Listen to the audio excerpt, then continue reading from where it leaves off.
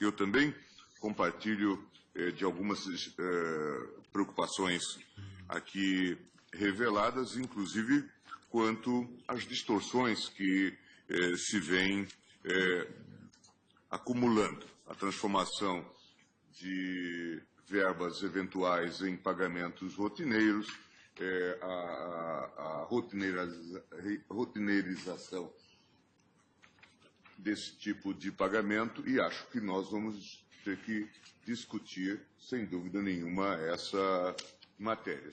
Já vimos que o conceito hoje de vantagem pessoal resta insuficiente, né, diante agora do conceito mais amplo de verba indenizatória, e não raras vezes é a própria lei, o ato normativo que faz essa designação, fazendo, portanto, uma interpretação da Constituição segundo a lei, nós sabemos bem, não é? E estamos a ver, nós conversávamos há pouco, ministro Teori e eu, sobre, por exemplo, a questão do auxílio moradia, que vem sendo pago, por exemplo, à magistratura em função da liminar concedida pelo ministro Fux, depois regulado pelo plenário. E como isso se generalizou, praticamente todos recebem, fora dos tribunais superiores, talvez fora do Supremo Tribunal Federal, nós temos o seguinte quadro. De que tipo de verba que nós tratamos? E, claro, mimetizamos o Ministério Público. De que verba nós estamos tratando? É uma verba indenizatória, mas ela é paga a todos. Nesse caso, os aposentados também não poderão reivindicar. Veja a que ponto nós chegamos. Esses dias me informaram em Goiás que já estão pagando 5 anos retroativos de auxílio moradia. Veja... Só uma parte, eu, como presidente do CNJ, mandei todos os tribunais informarem como é que está sendo pago esse auxílio moradia. Todos os excessos, pagamento em duplicata, aposentados, retroativos, serão objeto de um processo específico para averiguação. Mas estou lhe dando então essa informação de que já se está fazendo o pagamento retroativo, tornando inclusive muito mais difícil um eventual ressarcimento. É evidente que, nesse contexto, nós temos uma grande responsabilidade. A Excelência tem, como nós no TSE, enfrentado todas essas incompreensões dos servidores. Hoje a gente, passando pelas ruas do Brasil, encontra cartazes, esse dia ainda vi em Porto Alegre, cartazes contra o auxílio moradia dos magistrados, porque diante da controvérsia que se coloca, os magistrados passam a ser alvos desse debate. Nós sofremos isso no Tribunal Superior Eleitoral. Quando nós afirmamos que estamos apoiando os pleitos dos servidores, eles se voltam contra nós, dizendo vocês cuidam dos juízes e por isso os servidores estão abandonados. Portanto, esse tema está colocado. Nós não podemos... isso precisa de uma regulação. Quer dizer, em nome dessa chamada autonomia econômico-financeira, autonomia administrativa financeira, vão se produzindo distorções que descumprem o elemento elementar do princípio da legalidade. Claro que, em alguns casos, nós estamos copiando o Ministério Público, que também abusou na construção do modelo, já disse a ministra Carmen, evidente. Esses dias chegou aqui no tribunal uma discussão sobre se procurador tem direito a andar de primeira classe ou de classe executiva. Quer dizer, veja o delírio a que nós estamos submetidos. Quer dizer, o país imerso numa crise, discutindo se paga ou não Bolsa Família, e aí a gente discute se o procurador tem direito ou não a andar de primeira classe executiva. Quer dizer, veja o delírio a que nós estamos submetidos. Quer dizer, o país imerso numa crise, discutindo se paga ou não Bolsa Família, e aí a gente discute se o procurador tem direito ou não a andar de primeira classe. É muita coragem. Veja que nós perdemos os paradigmas.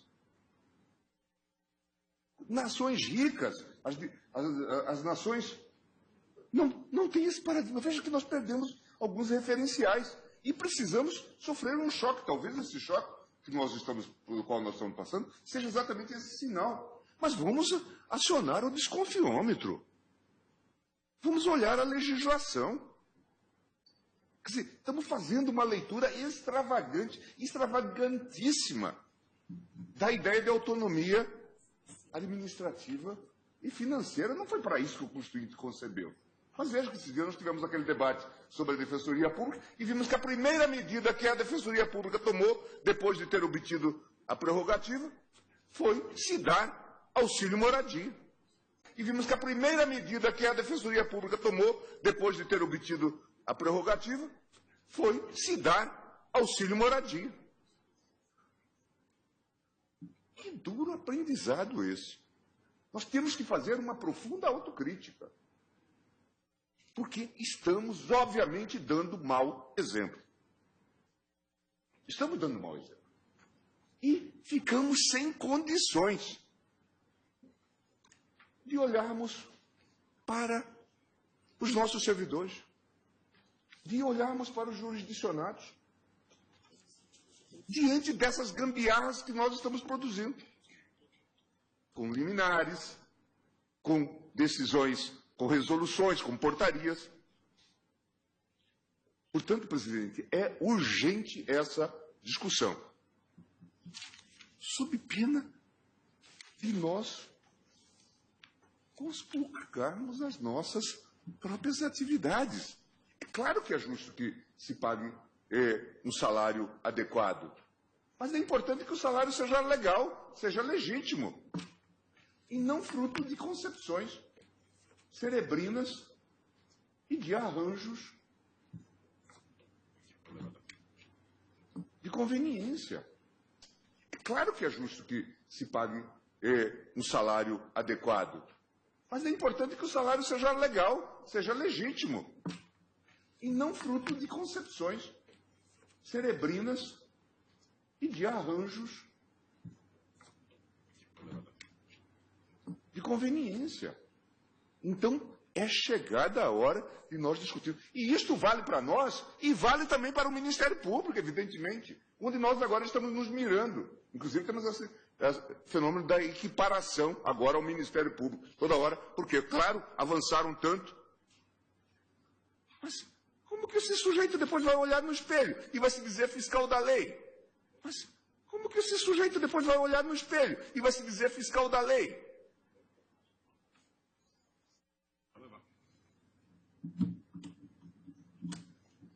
E olhar para esse servidor humilde que às vezes luta por recomposição salarial.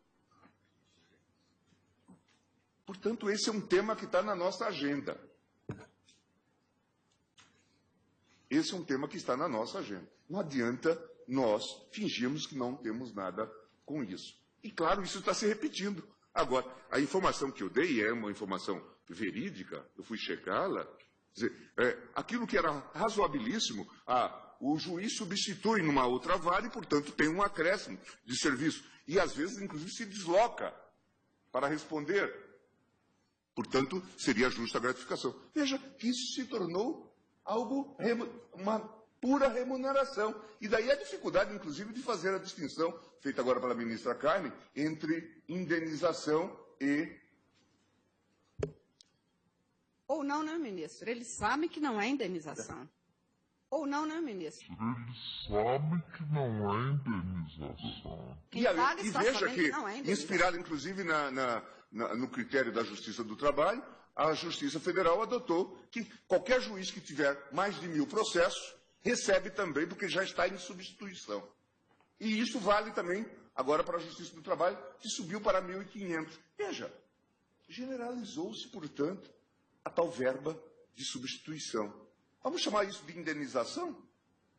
Ora, se é pago a todos, e ainda tem essa expressão que o ministro Teori trouxe, de que isso também envolve, para fugir do teto, em concessões em termos de licença. Ora, veja, isto é preocupante. Certamente, isso não se recomenda. Mas isso acaba sendo repetido pelo Ministério Público, pela Defensoria Pública. Por isso que naquela PEC que foi votada, de equiparação com o Judiciário, até Guarda Florestal estava pretendendo a equiparação, evidentemente. Não surpreende. Afora as carreiras jurídicas, etc. Então, nós estamos vivendo um momento muito delicado, mas nós temos responsabilidade sobre o assunto. Acompanho a eminente relatora, mas considero relevantíssimo que o tribunal discuta tanto o tema das vantagens pessoais, como dessas verbas indenizatórias, chegando talvez até um certo analitismo de dizer que são e que não são, porque nós generalizamos realmente essa prática e nós estamos a ver que isso tem consequências na comunidade. Nós perdemos a credibilidade, nós perdemos a legitimidade se nós incidirmos nesse tipo de equívoco. Isso é delicado. Eles vão lá e metem a mão no cofre. Isso não é digno das nossas atividades, de quem tem que zelar pela boa aplicação do direito. Acompanhe a relatora, presidente. Pois não.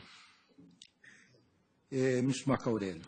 Presidente, preciso reconhecer que, pelo menos no âmbito do Supremo, os ventos estão mudados.